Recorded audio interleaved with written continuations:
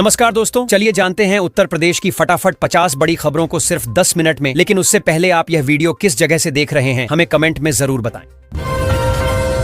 उत्तर प्रदेश में बाजारों में नया आलू बताकर पुराना आलू बेचा जा रहा है। किसानों का कहना है कि नई फसल अभी तैयार नहीं हुई, जबकि व्यापारी पुराने आलू को चमकाकर ताजा दिखा रहे हैं। उपभोक्ता महंगे दामों पर धोखा खा रहे हैं। प्रशासन ने जांच के आदेश दिए हैं।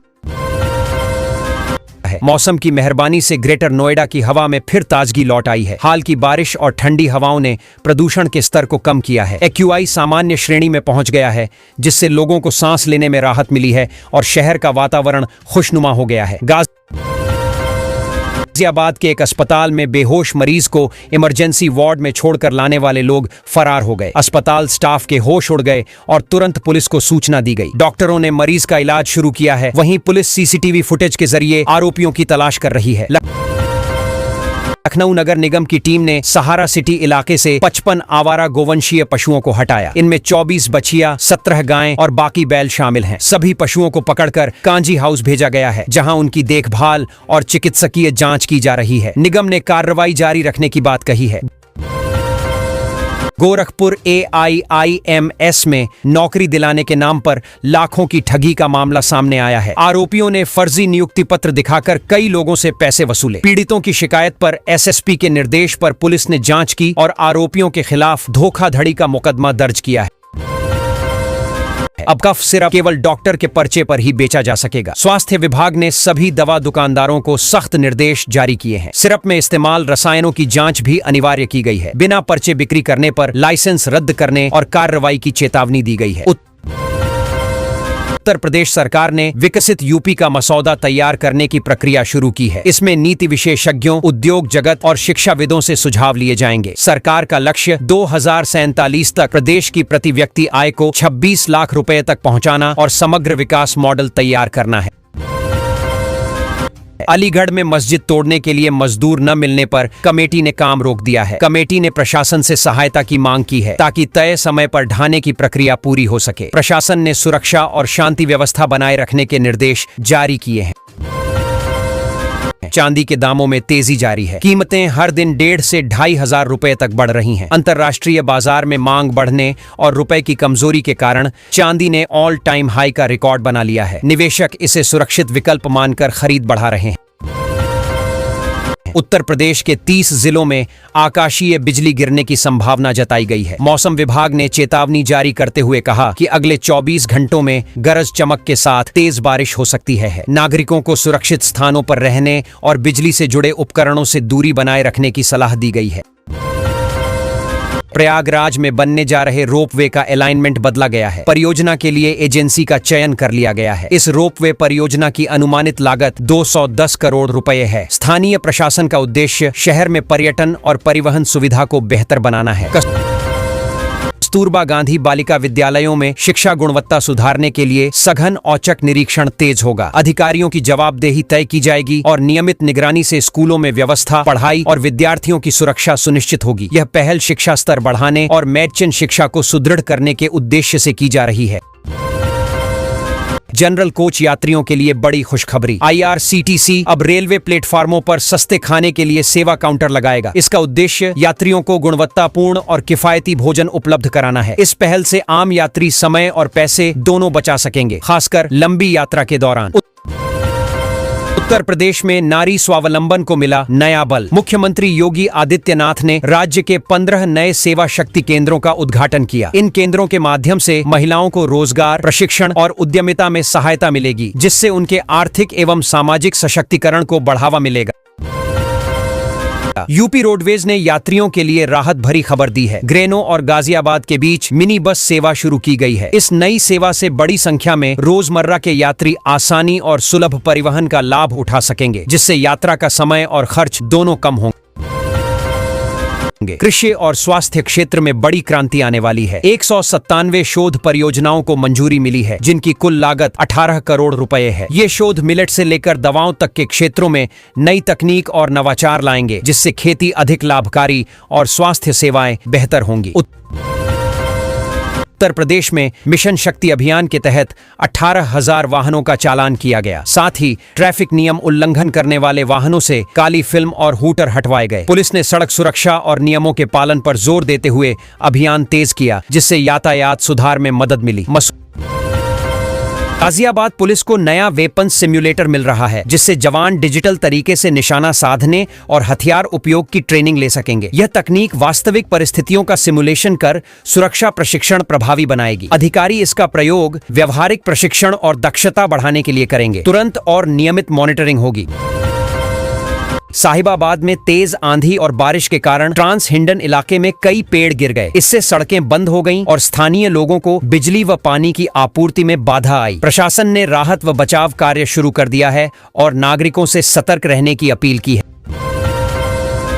कानपुर के बिरहाना रोड में नकली दवा का कारोबार पकड़ा गया। जांच में पता चला कि यह दवा पंजाब सहित कई राज्यों में सप्लाई की जाती थी। पुलिस ने मामले में कार्रवाई शुरू कर दी है और जिम्मेदारों की गिरफ्तारी के लिए अभियान तेज कर दिया गया है। दीपावली के बाद बिजली विभाग नई दरें घोषित कर सकता है। उपभोक्ता परिषद ने आरोप लगाया है कि इससे उपभोक्ताओं पर अतिरिक्त वित्तीय दबाव बढ़ सकता है। परिषद ने प्रशासन से पारदर्शिता बनाए रखने और वास्तविक कारणों की जानकारी देने की मांग की है, ताकि उपभोक्ताओं को सही सूचना मिल सके। यूपी के एक जिले में पिछले 2 वर्षों में परिषदीय विद्यालयों में 45,000 विद्यार्थियों की संख्या घट गई है। हालांकि यूडाइस पोर्टल पर अब तक कुल इतने छात्र पंजीकृत हैं। शिक्षा विभाग ने गिरावट के कारणों का पता लगाने और स्कूलों में नामांकन बढ़ाने के लिए कदम उठाने की योजना बनाई है। उत्तर प्रदेश में डेंगू के 3 मरीज मिलने के बाद हड़कंप मच गया। बुखार से पीड़ित लोग अस्पतालों में बढ़ती भीड़ के कारण परेशान हैं। स्वास्थ्य विभाग ने जागरूकता बढ़ाने और कंटीली मच्छर नियंत्रित करने के उपाय तेज कर दिए हैं। साथ ही मरीजों की उचित जांच और उपचार सुनिश्चित किया जा रहा है। उत्तर प्रदेश में 48 घंटे में ताबड़तोड़ 20 एनकाउंटर हुए। सीएम योगी के निर्देश मिलते ही पुलिस ने अपराधियों पर सख्त कार्रवाई की, जिससे इलाके में डर का माहौल बन गया। अधिकारियों का कहना है कि यह अभियान कानून व्यवस्था और आम जनता की सुरक्षा सुनिश्चित करने के उद्देश्य से तेज किया गया।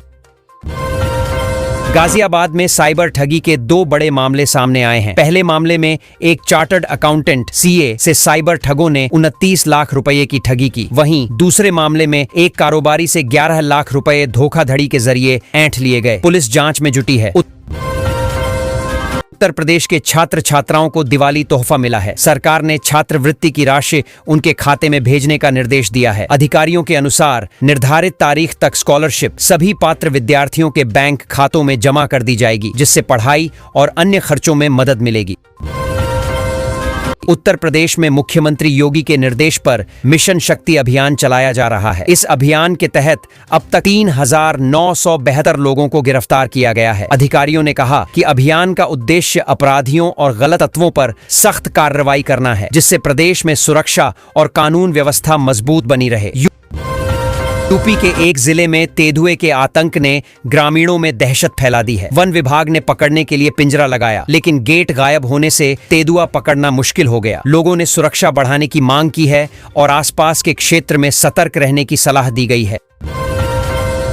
पूर्वी उत्तर प्रदेश में भारी बारिश ने 136 साल पुराना रिकॉर्ड तोड़ दिया है। कई जिलों में जलभराव और जनजीवन अस्त व्यस्त हो गया है। मौसम विभाग ने आज के लिए ऑरेंज अलर्ट जारी किया है और लोगों से घरों में सुरक्षित रहने की अपील की है। स्तरीय पंचायत चुनाव की मतदाता सूची पुनरीक्षण कार्य में लापरवाही बरतने पर बीएसए ने सख्त कार्रवाई की है। 24 शिक्षकों का वेतन काटने का आदेश जारी किया गया है। बीएसए ने चेतावनी दी कि आगे ऐसी लापरवाही पाए जाने पर निलंबन की कार्यवाही की जाएगी।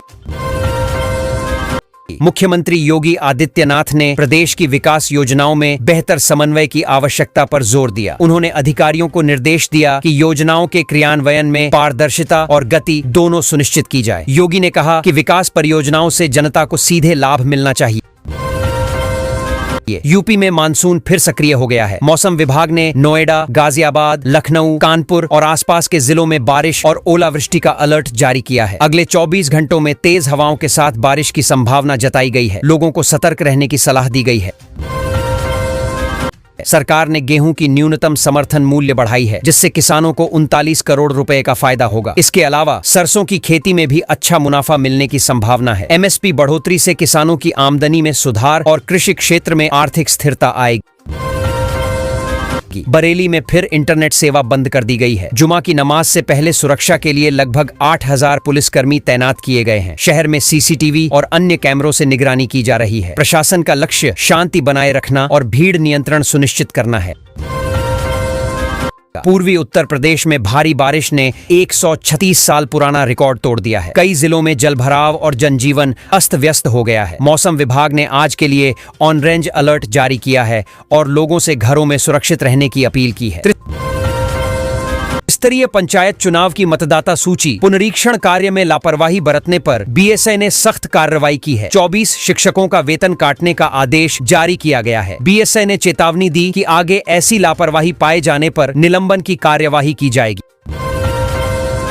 मुख्यमंत्री योगी आदित्यनाथ ने प्रदेश की विकास योजनाओं में बेहतर समन्वय की आवश्यकता पर जोर दिया। उन्होंने अधिकारियों को निर्देश दिया कि योजनाओं के क्रियान्वयन में पारदर्शिता और गति दोनों सुनिश्चित की जाए। योगी ने कहा कि विकास परियोजनाओं से जनता को सीधे लाभ मिलना चाहिए। यूपी में मानसून फिर सक्रिय हो गया है। मौसम विभाग ने नोएडा, गाजियाबाद, लखनऊ, कानपुर और आसपास के जिलों में बारिश और ओलावृष्टि का अलर्ट जारी किया है। अगले 24 घंटों में तेज हवाओं के साथ बारिश की संभावना जताई गई है। लोगों को सतर्क रहने की सलाह दी गई है। खुशखबरी, सरकार ने 7 अक्टूबर को सार्वजनिक अवकाश घोषित किया है। इस दिन सभी सरकारी कार्यालय, स्कूल और अधिकांश बैंक बंद रहेंगे। छुट्टी धार्मिक आयोजन और उत्सव को ध्यान में रखते हुए घोषित की गई है। कर्मचारियों और विद्यार्थियों में छुट्टी की घोषणा से खुशी की लहर है। वाराणसी में हनुमान चालीसा को लेकर विवाद बढ़ गया है। स्थानीय प्रशासन ने मामले को देखते हुए सुरक्षा बढ़ा दी है। पुलिस ने आसपास के इलाकों में पेट्रोलिंग तेज कर दी है और संवेदनशील स्थानों पर अतिरिक्त जवान तैनात किए हैं। लोगों से शांति बनाए रखने की अपील की गई है।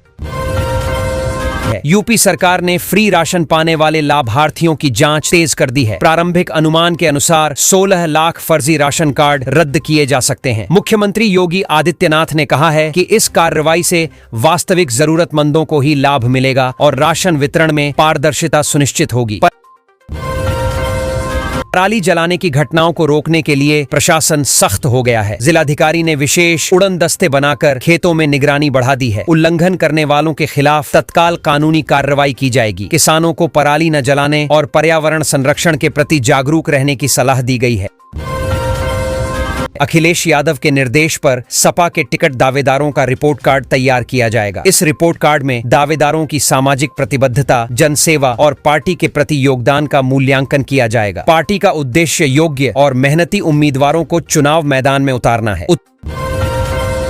लाल बत्ती लगी निजी कार में घूम रहे सरकारी अधिकारी के बेटे का पुलिस ने चालान कर दिया। जांच में न ड्राइविंग लाइसेंस मिला और न ही प्रदूषण प्रमाण पत्र। नियमों की अवहेलना पर कड़ी कार्रवाई हुई। मामला चर्चा का विषय बना और पुलिस की सख्ती की सराहना हुई। योगी सरकार ने 12वीं तक के छात्रों के लिए विशेष योजना शुरू की है। इसके तहत मेधावी विद्यार्थियों को 10,000 रुपए का प्रोत्साहन दिया जा रहा है। सरकार का उद्देश्य शिक्षा को बढ़ावा देना और छात्रों को आगे की पढ़ाई के लिए प्रेरित करना है। हजारों छात्र लाभान्वित होंगे। सपा प्रमुख अखिलेश यादव ने यूपी सरकार पर दलितों के दमन को लेकर कड़ा हमला बोला। उन्होंने कहा कि प्रदेश में दलित उत्पीड़न चरम पर है और योगी सरकार चुप्पी साधे बैठी है। अखिलेश ने पीड़ित परिवारों को न्याय दिलाने और दोषियों पर सख्त कार्रवाई की मांग की। सिर्फ केवल डॉक्टर के पर्चे पर ही बेचा जा सकेगा। स्वास्थ्य विभाग ने सभी दवा दुकानदारों को सख्त निर्देश जारी किए हैं। सिरप में इस्तेमाल रसायनों की जाँच भी अनिवार्य की गई है। बिना पर्चे बिक्री करने पर लाइसेंस रद्द करने और कार्रवाई की चेतावनी दी गई है। उत्तर प्रदेश सरकार ने विकसित यूपी का मसौदा तैयार करने की प्रक्रिया शुरू की है। इसमें नीति विशेषज्ञों, उद्योग जगत और शिक्षाविदों से सुझाव लिए जाएंगे। सरकार का लक्ष्य 2047 तक प्रदेश की प्रति व्यक्ति आय को 26 लाख रुपए तक पहुंचाना और समग्र विकास मॉडल तैयार करना है। अलीगढ़ में मस्जिद तोड़ने के लिए मजदूर न मिलने पर कमेटी ने काम रोक दिया है। कमेटी ने प्रशासन से सहायता की मांग की है ताकि तय समय पर ढाने की प्रक्रिया पूरी हो सके। प्रशासन ने सुरक्षा और शांति व्यवस्था बनाए रखने के निर्देश जारी किए हैं। चांदी के दामों में तेजी जारी है। कीमतें हर दिन 1,500 से 2,500 रुपए तक बढ़ रही हैं। अंतर्राष्ट्रीय बाजार में मांग बढ़ने और रुपए की कमजोरी के कारण चांदी ने ऑल टाइम हाई का रिकॉर्ड बना लिया है। निवेशक इसे सुरक्षित विकल्प मानकर खरीद बढ़ा रहे हैं। उत्तर प्रदेश के 30 जिलों में आकाशीय बिजली गिरने की संभावना जताई गई है। मौसम विभाग ने चेतावनी जारी करते हुए कहा कि अगले 24 घंटों में गरज चमक के साथ तेज बारिश हो सकती है। नागरिकों को सुरक्षित स्थानों पर रहने और बिजली से जुड़े उपकरणों से दूरी बनाए रखने की सलाह दी गई है। प्रयागराज में बनने जा रहे रोपवे का अलाइनमेंट बदला गया है। परियोजना के लिए एजेंसी का चयन कर लिया गया है। इस रोपवे परियोजना की अनुमानित लागत 210 करोड़ रुपए है। स्थानीय प्रशासन का उद्देश्य शहर में पर्यटन और परिवहन सुविधा को बेहतर